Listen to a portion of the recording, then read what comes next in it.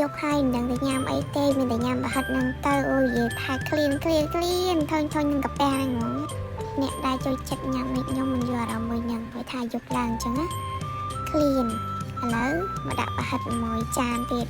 ដើម្បីតែញ៉ាំអីហើយមិនតែឃើញប្រហិតអីហើយណាមួយជួយទិញគាត់ទៅឃើញគាត់ចាស់អ្នកនរគ្នាហើយកន្លែងហ្នឹងក៏មិនមានតែប្រហិតដែរមានពងទាពងមាន់មានពងទាកូនអ្នកនរគ្នាគាត់មានលក់បុកល្ហុងដែរអ្នកនរគ្នាទីតាំងមាននៅណាឆ្ងាយតែនៅកន្លែងស្រះឈុកនឹងដដែលអ្នកនរគ្នា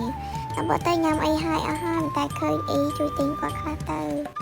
និយាយទៅវីដេអូខ្ញុំអត់មានអីច្រើនមានតែពីការញ៉ាំឃើញខ្លួនស្វិតចឹងញ៉ាំអាឡើងគីឡូទេអ្នកនរគ្នាតន់ញ៉ាំអាឡើងគីឡូចឹងយើងខំប្រឹងញ៉ាំមួយចានទៅតែបន្តិចទៀតឡើងគីឡូហ្នឹងភ័យបាទដេកភ័យឡើយឥឡូវនេះយកពុំតា